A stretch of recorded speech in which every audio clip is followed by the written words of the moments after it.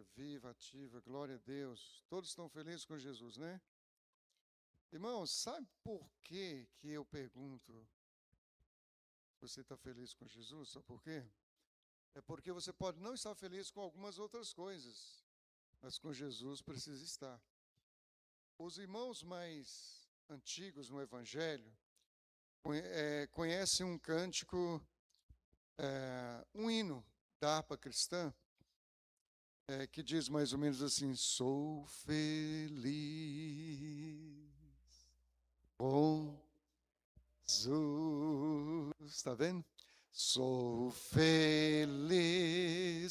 com Jesus, meu Senhor. É bonito cantar. Agora, sabe como que esse cântico surgiu? Como que esse hino surgiu? O momento, a circunstância que esse cântico surgiu? Eu esqueci o nome do autor.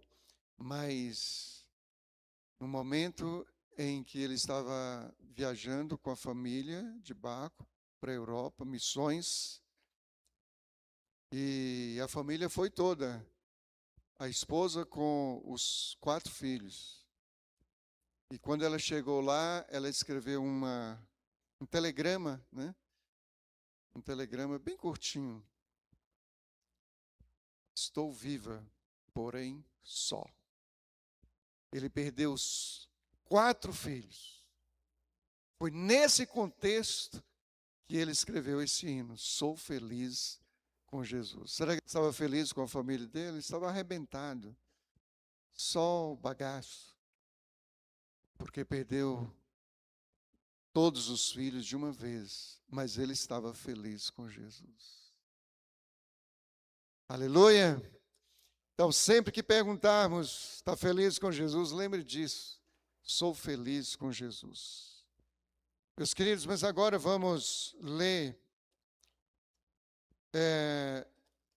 um texto conhecido como o coração da Bíblia, que é João 3,16.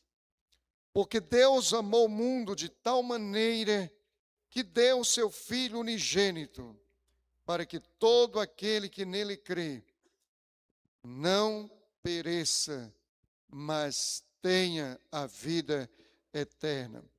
Queridos, esse texto ele é muito oportuno para hoje, porque nós estamos comemorando a morte e a ressurreição de Jesus pela ceia do Senhor. E eu sempre digo, não vamos perder a ceia do Senhor por nada. Ainda que por alguma circunstância, por algum motivo que justifique, não vamos participar, mas não perca a atmosfera da presença de Deus, da presença de Jesus na ceia do Senhor. Esse texto que lemos, queridos, é o coração da Bíblia, porque ele fala do amor de Deus, da entrega do Filho Jesus a nosso favor. Nós vivemos uma época, igreja, em que algumas profecias estão se cumprindo de forma mais enfática. Os irmãos estão vendo o que está acontecendo na Venezuela, com dos terremotos, também tremores no Pará e no Amapá. Mas tem uma profecia que está se cumprindo, que é o esfriamento do amor. Se esfriaria de quase todos. Aí a igreja diga assim: meu nome, diga comigo, meu nome não é quase todos. Aleluia. Só, queridos, que pode esfriar de A, B, C, D, E, F, o alfabeto inteiro, os números inteiros, infinitos, mas tem um amor que não esfria em relação a nós, e chama-se amor de Deus, amor incomparável. Por que, queridos, segundo esse texto, esse amor incomparável maior, incompreensível até. Por quê? O amor que foi ao seu encalço, que veio ao meu encalço, que foi ao encalço de pessoas jogadas nas ruas, como nós vimos 4 grandes testemunhos nos últimos 4 domingos. O que esse texto nos ensina para termos uma noção do que seja esse amor? Em primeiro lugar, igreja, por causa da sua abrangência. Da sua abrangência. A abrangência do amor de Deus é, segundo o texto, o mundo. Deus amou o mundo. Existem 3 conotações de mundo, na Bíblia mesmo. Mundo, mundanismo, mundo, cosmos, universo e mundo humano. Quando a Bíblia diz que Deus amou o mundo, Ele está querendo dizer que amou o mundo humano, a criação humana dele. O contexto revela isso, mostra isso. Então, significa que esse amor não fez acepção de pessoas. Amou o feio, amou o bonito, amou o negro, amou o branco, amou o brasileiro, amou o americano, amou o japonês, amou o rico, amou o pobre, amou o simples, o complicado, amou todos, absolutamente todos. Significa que não existe, nunca existiu, nem existe, nem existirá uma pessoa sequer que esteja fora do alcance desse amor de Deus. Meu querido, onde é que você estava? Pense um pouquinho em você. Onde é que você estava? Onde é que você está hoje? O que aconteceu com você? Aí você diz, o que aconteceu foi que eu tomei uma decisão na minha vida. Eu disse que não quero mais isso. Eu não disse que não quero mais esse estilo de vida. E resolvi ir para a igreja. E outros precisam tomar essa mesma decisão. Tudo bem. Só que por trás dessa decisão que você tomou, estava uma força sobrenatural, poderosa, extraordinária, do Espírito Santo de Deus. O pastor Márcio foi rebelde na casa de recuperação. Para começar, ele não queria nem sair lá de Minas Gerais, do interior de Minas, para vir para cá. Resistiu. Veio à força, foi para uma casa de recuperação. Lá foi rebelde. Não entrego meu celular, não entrego dinheiro, é para entregar, mas eu não entrego. Porque a hora que eu quiser cascar fora, eu não tenho nada para deixar para trás. Aí à noite, vem um versículo na sua mente, desceu para o coração, eis que te envio como ovelha no meio de lobos.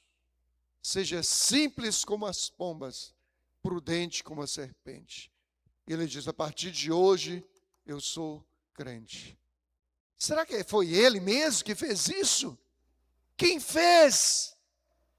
Quem foi ao encalço dele? Ele não estava orando, ele não estava pedindo nada, clamando nada. O Espírito de Deus veio de graça.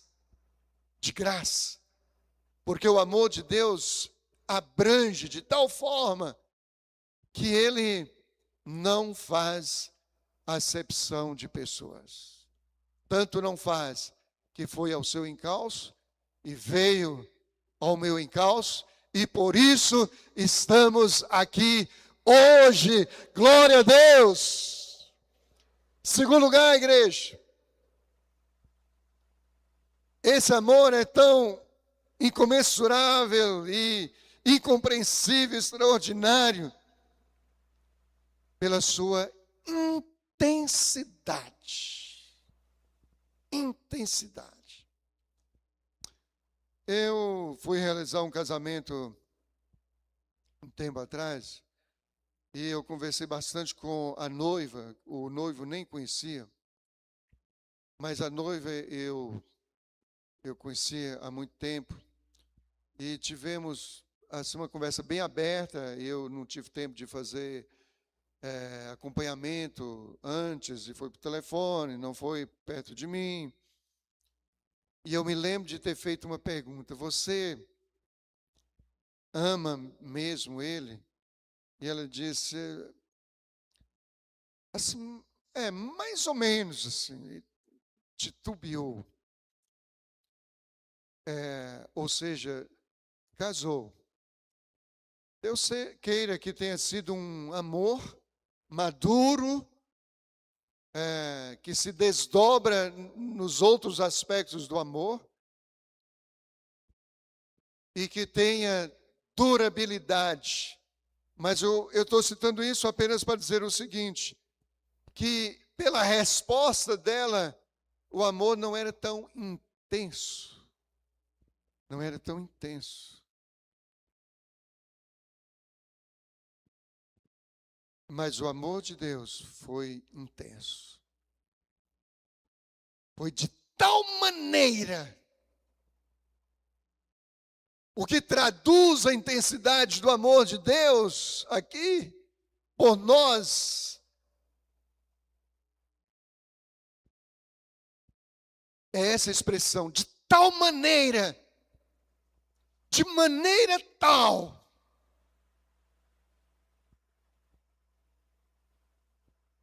Eu amo de tal maneira. Intensidade. E isso pressupõe outras condutas, outros comportamentos para revelar a intensidade. De tal maneira. De maneira tal. Deus me amou de tal maneira que eu não fiz nada por Ele. E Ele foi lá me amar. Ele não foi fazer coraçãozinho lá de cima, mostrando para mim. Ele foi me amar de maneira prática, teórica. Aliás, efetiva, não foi teórica. Ele foi ao meu encalço. O que eu fiz? O que eu fiz para estar aqui hoje, servindo a Deus, louvando, glorificando o seu nome, buscando aguçar o meu amor, pautado no amor dele, para que não esfrie, não me desanime, e depois me perca. O que eu fiz? A gente vai chegar à conclusão, igreja, que nós não fizemos nada. Tudo foi conduzido por ele. Eu era um menino na roça, em Minas Gerais, no norte de Minas. Meu tio era um servo de Deus, estava precisando de um menino para ajudá-lo. Meu pai concedeu, era um menino revoltado por causa de algumas circunstâncias. E eu fui, dei trabalho, não foi pouco não. Mas ele me ofereceu um evangelho de João. Depois de falar tanto de Deus para mim, ele me deu o evangelho de João. Ele ligava o rádio toda madrugadinha. Num programa evangélico. E esse programa, não me lembro absolutamente nada do que os pregadores falavam. Nada.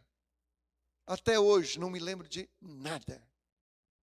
Mas eu me lembro de uma música, Alma cansada, não desesperes, espera em Deus. Alma cansada, não desespere, espera em Deus. Quem lembra? Só 2 pessoas, nós somos dessa época. Ali estava falando comigo. Aí, eu pergunto, o que eu fiz para tudo isso acontecer? Não, Deus estava conduzindo tudo, indo ao meu encalço, porque Ele me amava de tal maneira que foi lá, na roça, no interior de Minas, me levou para Montes Claros, me colocou numa casa de servos de Deus, me fez ler o Evangelho de João, a história de Jesus com Nicodemos. Aquele que não nascer de novo não pode entrar no reino de Deus, não pode ver o reino de Deus ou entrar. Agora tem uma coisa muito interessante aí, queridos. Sabe para quem Jesus está dizendo isso? Para um professor de Israel, para um mestre em Israel. Talvez no contexto de hoje tivesse sido um doutor em alguma matéria da teologia. Ele não entendeu. Eu era apenas um menino e eu entendi. Eu era mais inteligente que ele, amém? Nada disso. Foi o Espírito de Deus. Nicodemos não entendeu. Mas como? Vou ter que, depois de adulto, voltar ao ventre materno, tornar a nascer? Como é isso? Mas eu entendi que eu precisava mudar de vida. Quem fez que eu entendesse? A minha inteligência? Não. Foi Deus me amando de tal maneira que Ele fez isso. Foi ao meu encalço, assim como foi também no seu encalço. E te trouxe, te resgatou. Se eu fosse dar a oportunidade para os irmãos aqui dar o testemunho, todo mundo iria dizer como foi. E isso é extraordinário. Eu amo muito os testemunhos. A intensidade do amor de Deus sem limite, a seu favor, a meu favor. Em terceiro lugar, queridos, pela sua natureza. A natureza do sacrifício de Jesus foi sacrificial. Foi um amor sacrificial. Um amor que induziu a um sacrifício. Aliás, queridos, que o amor de Deus, esse amor, o amor ágape, é um amor sacrificial. Você diz que ama alguém e não está disposto a fazer nenhum sacrifício por ele, isso não é amor. Pode ser alguma outra coisa parecida, uma certa simpatia, uma certa amizade, alguma coisa assim. Mas o amor ágape, o amor de Deus não é. E esse amor não é simples assim não, querido, de praticar. Não é simples não. Às vezes nós achamos que amamos. E às vezes nós estamos redondamente enganados. Eu não me esqueço de um casal de ovelhas uma vez. O tempo inteiro rasgando elogios, aquela coisa toda, aquela demonstração de grande amor. Aí um dia chega para mim e fala: pastor, eu queria falar com o senhor e com a minha esposa. E o rapaz falou: pastor, é o seguinte, eu quero comunicar uma coisa para os irmãos, não vai ser boa para os irmãos, mas para nós vai ser muito bom. Nós estamos saindo da igreja.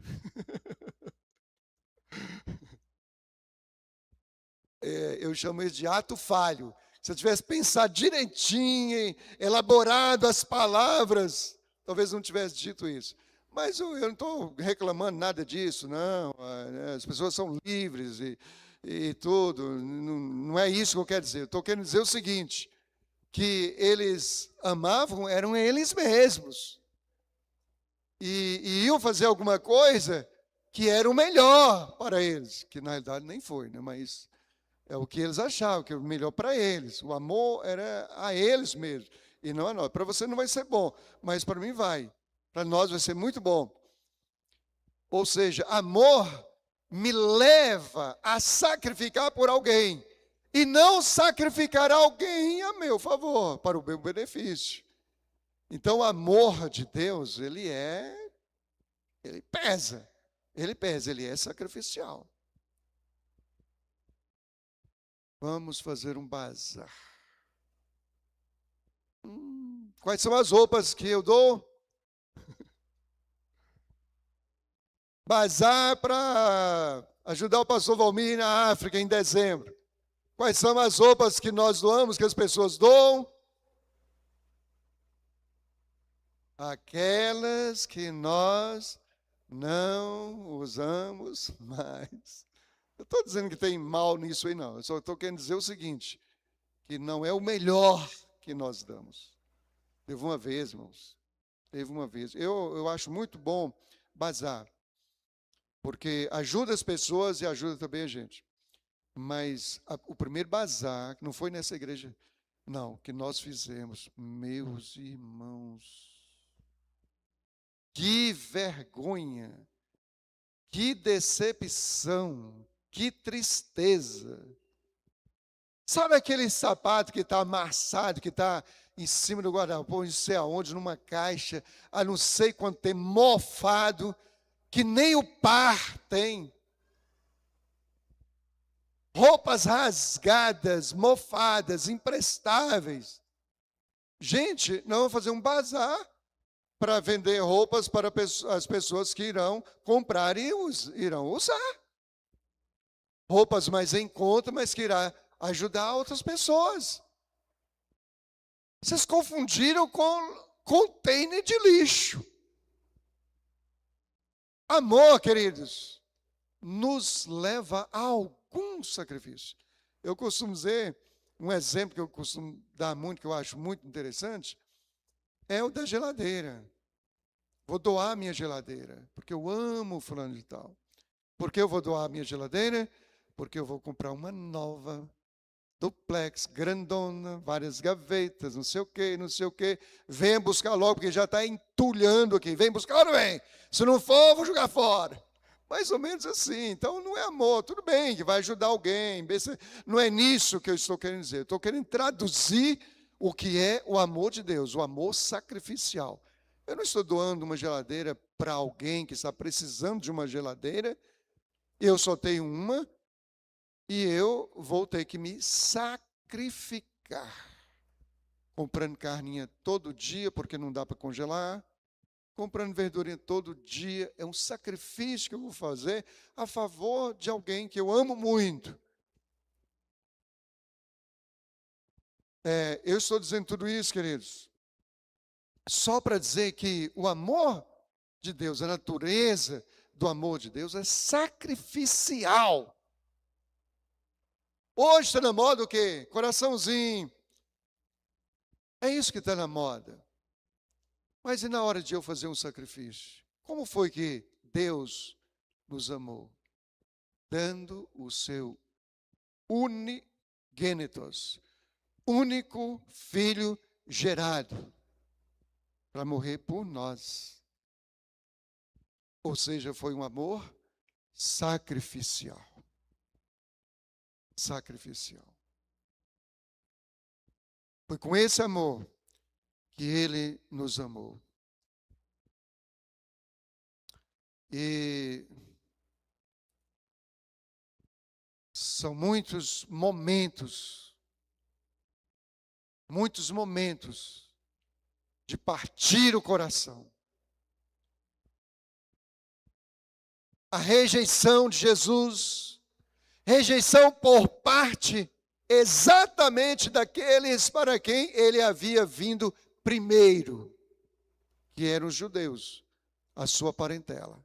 Rejeição, humilhação, perseguição de morte, desde Gênesis.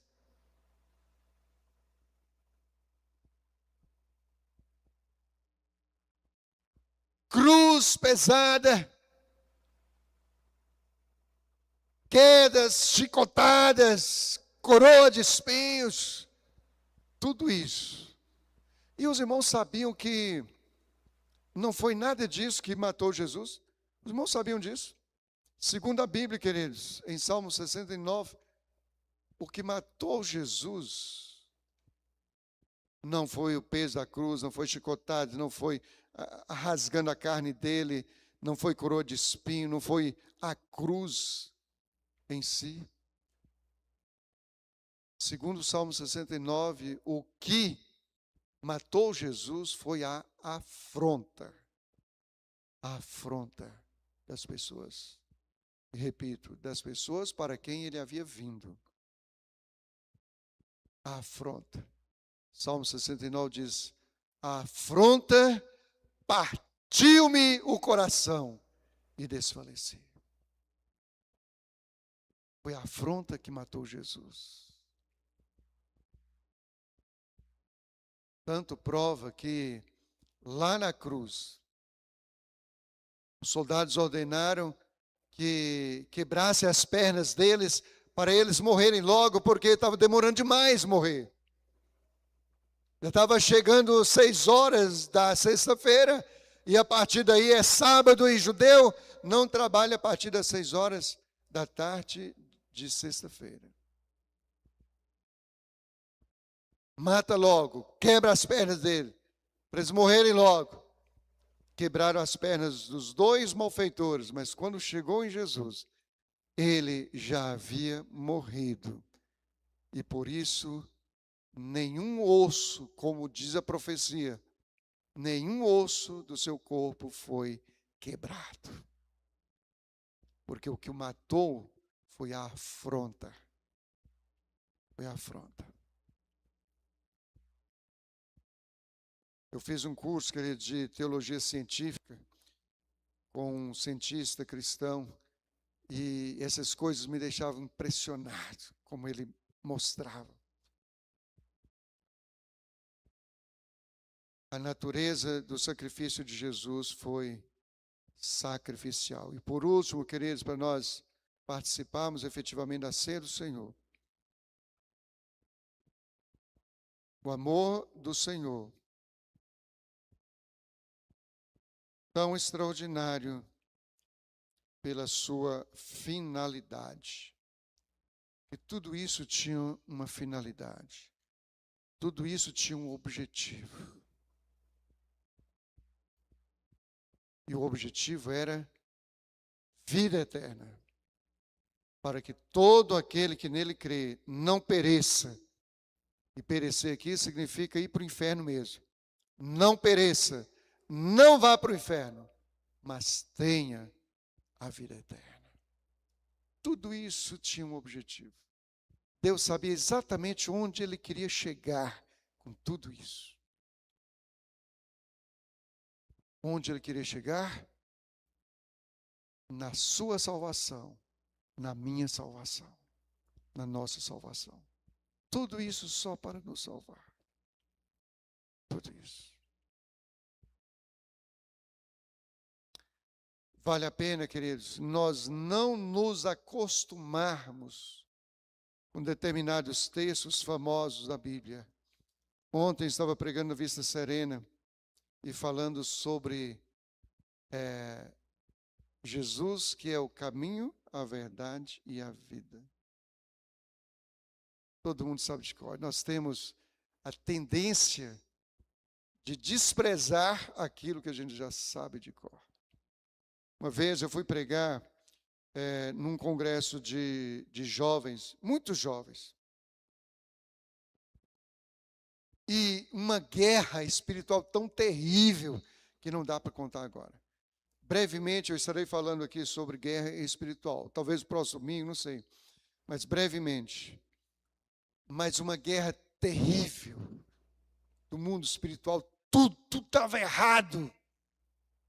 Confusão, tudo dando errado. E aí eu tive o entendimento, convoquei um jejum. Quando convoquei o jejum, sabe o que disseram? Ele está convocando jejum porque a comida está pouca, para ver se dá. Guerra. Aí Deus me direcionou a pregar sobre o filho pródigo. Só que não era um evento de evangelização, era de jovens da igreja, das igrejas. Preguei sobre o filho pródigo. Mas o mais interessante nem foi isso. É que Deus me testificou fazer uma outra coisa. Além de pregar sobre o filho pródigo para os jovens da igreja, Deus me levou a fazer um apelo. Sabe o que aconteceu? Eu não sei se a Eni já estava nessa época. Sabe o que aconteceu? Grande parte dos jovens da igreja aceitaram o apelo, se convertendo naquela noite. Deles nós temos pastores, pastoras, missionários, presbíteros, professores de escola dominical, pessoas assim.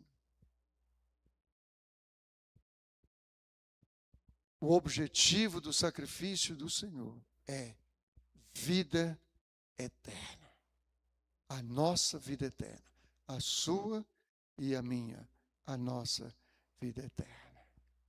Aleluia. Louvado seja o nome do Senhor. Meu coração se alegra muito em deslumbrar isso. O reino de Deus. Eu fico muito feliz por cada um de vocês. Sabe qual é a maior tristeza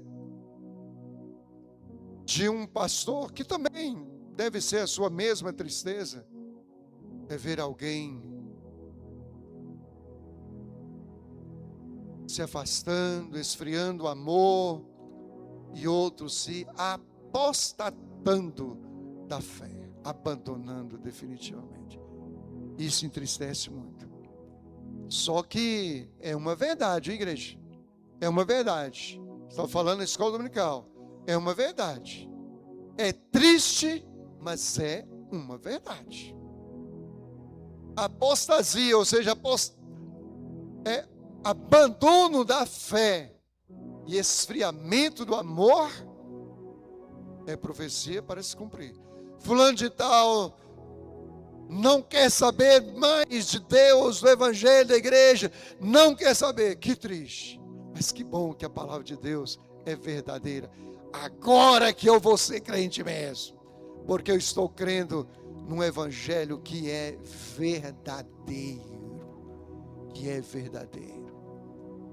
Só encerrando, igreja, conversando com o pastor, acho que ontem, pelo WhatsApp, ele falou: olha, o que eu creio é no evangelho verdadeiro, genuíno e reformado.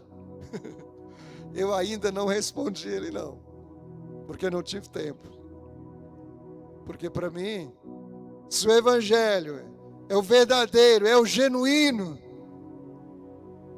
precisa de reforma de quê? Para quê?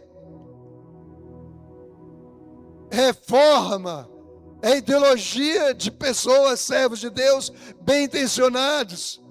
Mas o evangelho não precisa de reforma.